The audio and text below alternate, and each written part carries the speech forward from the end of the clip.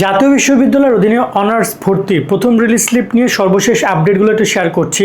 যারা অলরেডি আবেদন করেছো তাদেরও জানা দরকার, যারা করো না তাদেরও জানা দরকার। আর এই প্রবলেমটা অনেকে ফেস করতেছো যে তোমাদের এখানে ইনভ্যালিড অ্যাপ্লিকেশন আইডি আর পিন নাম্বার দেখাচ্ছে। কয়েকটা কারণে এটা হচ্ছে, সেটা সলভ আমি তোমাদেরকে বলে দিচ্ছি।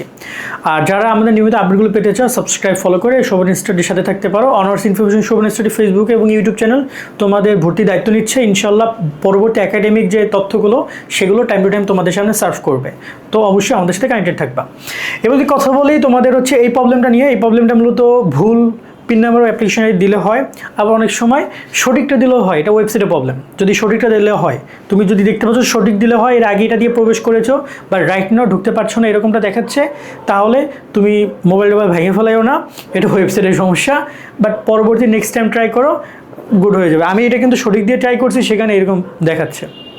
ওকে, দেখ আমি যে আবার ঢুকলাম, সেখানে আমি ঢুকতে পারছি।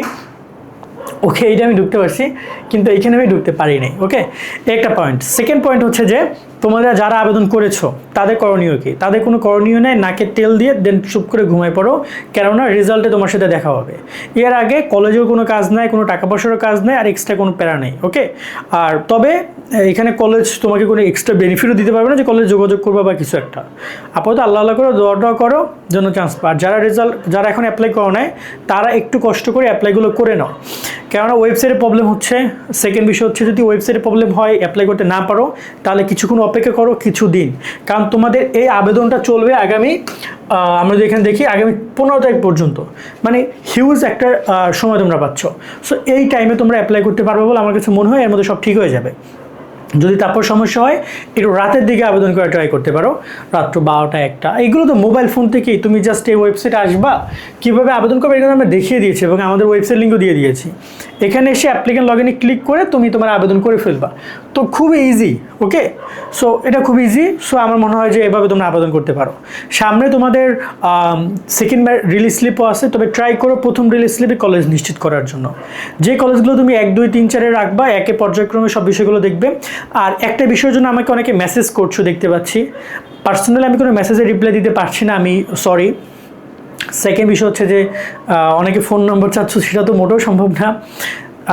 কী কারণে চাচ্ছ সেটা বলে, অনেকে ভুল অ্যাপ্লাই করেছে, এখন বলছো যে এটা ক্যান্সেল করবো কীভাবে বা সংশোধন করবো কীভাবে। একদম সিম্পল কথা, এটা ভুল সংশোধন করার কোনো অপশন জাতীয় বিশ্ববিদ্যালয় অফলাইনে রাখে নাই, এই অনলাইনে রাখে নাই। তুমি যদি সংশোধন করতে চাও, তাহলে তুমি জাতীয় বিশ্ববিদ্যালয় সরাসরি যাও, গাজীপুর টঙ্গী যে গাজীপুর যে রোডটা আছে, ওটার মাঝামাঝি পর্যায়ে তোমার হচ্ছে যে জাতীয় বিশ্ববিদ্যালয় ক্যাম্পাস বা বিশ্ববিদ্যালয় কার্যক্রম সেখানে হয়। তো সেই ইউনিভার্সিটি থেকে যোগাযোগ করো, তারা হয়তো বা কোনো কিছু করতে পারে। বাট এছাড়া কোনো মাধ্যম নাই, কোনো টিচার নাই যারা এটা চেঞ্জ করতে পারবে। কারণ এখানে 5 টাকাও যে অ্যাপ্লাই করছো, এখানে কোনো কলেজে অ্যাক্সেস পাচ্ছে না যে তারা ক্যান্সেল করবে। সম্পূর্ণটা ন্যাশনাল ইউনিভার্সিটি অ্যাডমিশন সেক্টর থেকে এগুলো দেখা হবে। সেই হচ্ছে বিষয়গুলো। আশা করি এই একটা আপডেটে অনেক কিছু ক্লিয়ার করে দিলাম। তারপর সামনে কোনো আপডেট আসলে জানিয়ে দিব তোমাদেরকে। সকলে অনেক অনেক ভালো থাকবা। আল্লাহ হাফেজ।